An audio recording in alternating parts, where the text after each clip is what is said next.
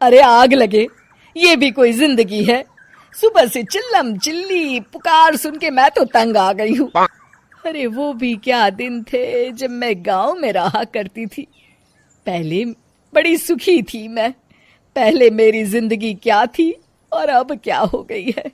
शहर में तो लोग भेड़ बकरी की तरह जीते हैं। जीने का असली मजा तो गांव में है। क्यों, क्या हुआ माँ जी? आज गांव की बहुत याद आ रही है आपको? अरे हाँ बहू, शहर का जीना भी कोई जीना है। लोगों की आधी जिंदगी तो सड़कों के ट्रैफिक में निकल जाती है और यहाँ रखा ही क्या है। एक बात कहूं, दिल्ली शहर अब पहले जैसा नहीं रहा। क्या माँ, जब देखो गांव के गुणगान गाती रहती हो। ठीक है, इस बार ना बच्चों के कॉलेज की छुट्टियों में हम सब गांव चलेंगे, ठीक है? हाँ, ये ठीक है। फिर कुछ दिनों के बाद सारा परिवार अपने गांव चला जाता है। अरे वाह, कितनी ताजी और साफ हवा है, कितनी शांति है यहाँ। चल बहू, अब बढ़िया सा खाना बना दे, मजे से आंगन में बैठ के खाएंगे। सुशीला गांव का माहौल देख बड़ी खुश होती है। 2 दिन के बाद गांव की कुछ औरतें सुशीला के घर आती हैं। बड़े दिनों के बाद गांव आई है सुशीला। हमें तो लगा कि तू शहर जाके गांव को भूल गई। और बतिया, तेरी बहू कैसी है? जरा मिलवा तो उससे। अरे मेरी बहू तो लाखों में एक है। बड़ी किस्मत वाली हूँ मैं जो मुझे जानकी जैसी बहू मिली है। हमेशा मेरी सेवा में लगी रहती है और आज तक कभी पलटकर जवाब नहीं दिया उसने। सुशीला की बातें सुनकर सभी औरतें हंसने लगती है।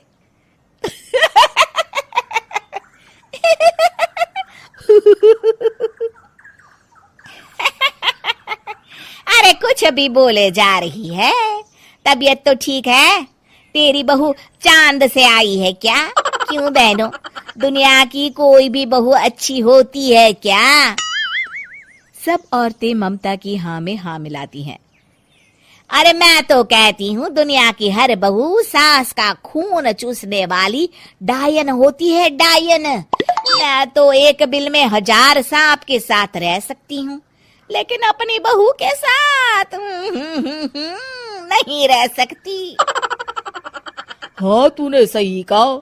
मेरी बहू तो तेरी बहू से भी 2 कदम आगे है।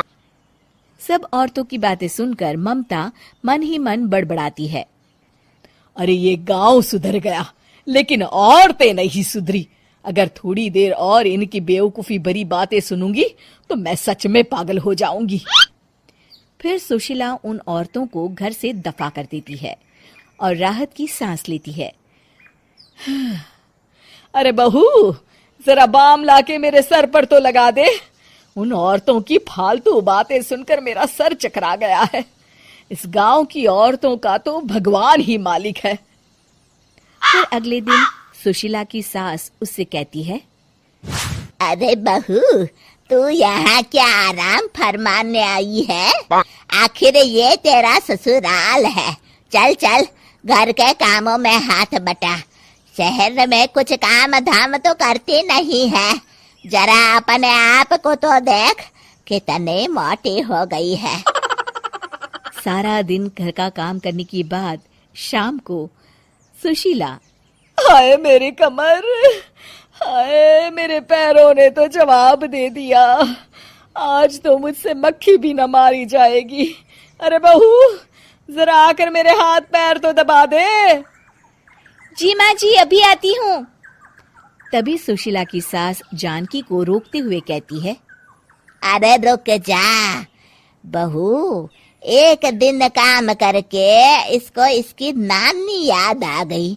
हम लोग तो रोज इतना काम करते हैं, कोई जरूरत नहीं इसके हाथ पैर दबाने की। सुबह तक सब ठीक हो जाएगा। सुशीला अपनी सास की बातें सुनकर हैरान रह जाती है। इस तरह धीरे धीरे गांव आने के बाद सुशीला की परेशानी शुरू हो जाती है। फिर एक दिन अरे आज तो मैं कपिल शर्मा देखूंगी क्योंकि आज संडे है। सुशीला जैसे ही टीवी ऑन करती है तभी बिजली कट जाती है। अरे सत्यानाश, इस बिजली को भी अभी जाना था। इतने दिनों से मैं टीवी सीरियल देख नहीं पाई। हमारा देश इतनी तरक्की कर रहा है, अरे पता नहीं ये गांव कब सुधरेगा। अरे अब तो 2 दिनों के लिए बिजली को भूल जा, ये तो यहाँ रोज की बात है। अब इस अंधेरे में रहने की आदत डाल ले। हाँ हे भगवान, अब क्या होगा? ऊपर से इन मच्छरों ने जीना हराम कर रखा है।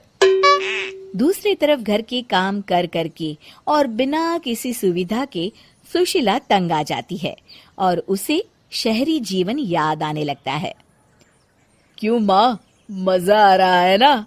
अरे आपने ऐसी सूरत क्यों बना रखी है? मुस्कुराइए, अब हम गांव में हैं। मोहन के साथ जानकी भी अपनी सास की खिंचाई करती है। हाँ हाँ माँ जी, आप ही तो यहाँ की बड़ी तारीफ कर रही थी। फिर अभी तो कुछ ही दिन बीते हैं, वैसे भी अब तो आप यहीं रहने वाली है ना? अरे नहीं नहीं बहू, मैं एक दिन और यहाँ रुकी तो मर जाऊंगी। मुझे शहर ले चलो।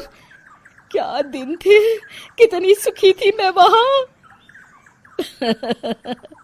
ठीक है माँ, हम कल ही वापस शहर चले जाएंगे। इस तरह सुशीला शहर आ जाती है और फिर कभी दोबारा गांव जाने की जिद नहीं करती। शादी का लड्डू। एक बहुत ही कंजर्वेटिव फैमिली से ताल्लुक रखने वाली शिखा को लड़के वाले देखने आने वाले होते हैं।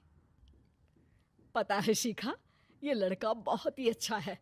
अगर ये हाँ बोल देना तो सोच की बन गई तेरी किस्मत। वाह जी वाह, लड़के ने हाँ कर दी तो किस्मत, और ना कर दी तो जाने दोगी ना दोस्तों के साथ ऋषिकेश? बोलो माँ। अरे कुछ तो शर्म कर लड़की, जब देखो तब घूमना। अरे तेरी उम्र में तो मेरे बच्चे हो गए थे। तभी अभी अपने परिवार के साथ आ जाता है।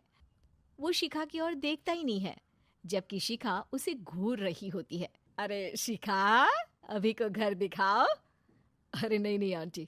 अरे जाओ ना, घर देख कर आओ, शिखा से बात भी कर लेना और समझ भी लो एक दूसरे को। शिखा, जिसे पहले भी कई लड़के देख कर जा चुके थे, उसके लिए ये बड़ी बात नहीं थी। ये टेरेस है, यहाँ से शहर का सबसे अच्छा व्यू दिखता है। मुझे व्यू देखने का बड़ा शौक है। देखो, मैं तुमसे शादी नहीं कर सकता। शिखा अभी की तरफ देखने लगती है। अब मैं किसी और से प्यार करता हूँ। माँ नहीं मान रही है, इसलिए रोज एक लड़की दिखाने ले जाती है। देखो तुम मना कर देना। हेलो मिस्टर आशिक, मैं क्यों मना कर दूं? तुम्हारी प्रॉब्लम है, तुम मना कर दो। और हाँ, थोड़ा जल्दी कर देना, कल मुझे दोस्तों के साथ जाना है कहीं। देखो मैं मना करूंगा तो माँ को शक हो जाएगा। अरे तो मैं क्या करूं? फुकट में टाइम खराब कर दिया। दोनों नीचे आते हैं, जहाँ अभी का मुंह लटका होता है। हाँ बेटा, कैसा लगा घर?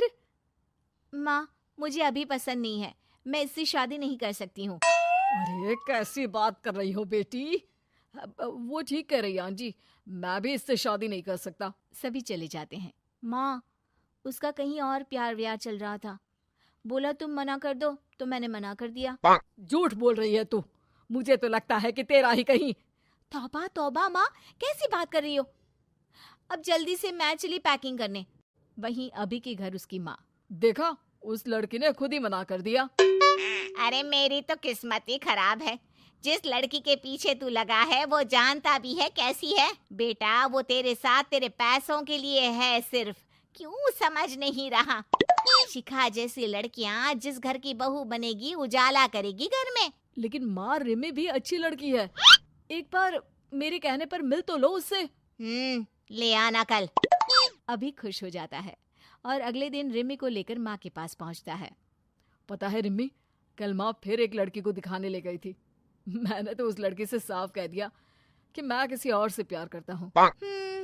तुम्हारी माँ की उम्र हो रही है, लेकिन समझ नहीं आता, ना खुद चैन लेगी ना लेने देगी। तभी वहाँ माँ आ जाती है। किसके चैन की बात कर रही हो रिमी? अभी मुझे जरा पानी ला दोगी प्लीज, मैं तब तक आंटी से बात करती हूँ। ओके ठीक है माँ, प्लीज रिम्मी को समझने की कोशिश करना and Rimmi be sweet as you are. अभी चला जाता है, लेकिन फिर वो किसी काम से वापस माँ के पास आता है, जहाँ उसके कान में रिम्मी की आवाज पड़ती है। देख बुढ़िया, तुझे सास बनवाने का मुझे कोई शौक नहीं है, लेकिन करो क्या, तेरे बेटे से मोटी पार्टी को समझ में नहीं आ रही है। तभी वहाँ अभी आ जाता है। ये कैसे बात कर रही है तू मेरी माँ से? चिल्लाओ मत, मैं किसी की ऊंची आवाज नहीं सुन सकती। माँ, आप इस लड़की के बारे में सच बोल रही थी, निकल जाओ मेरे घर से। रिम्मी के जाने के बाद माँ, मैं इसे बहुत अच्छी लड़की समझता था, लेकिन कोई बात नहीं बेटा, परेशान ना हो, तू जा कहीं घूम कर आ। अब क्या, एक और शिखा निकली ऋषिकेश के लिए, तो अभी भी वहीं आ जाता है और दोनों का आमना सामना हो जाता है। अरे तुम यहाँ, क्या बात है, कहाँ है तुम्हारी वो दोस्त? अब वो तो वही है, मैं तो बस अकेला ही आ गया। ओह, तो तुम हमारे ग्रुप के साथ आ जाओ ना, अगर तुम्हारी वाली को बुरा ना लगे तो। अभी को अब शिखा के मुंह से ये बात पसंद तो नहीं आती है, लेकिन बेचारा कहता भी तो क्या। हाँ, अब क्या, शिखा के साथ बिताए 2 दिन में ही अभी को उससे प्यार हो जाता है।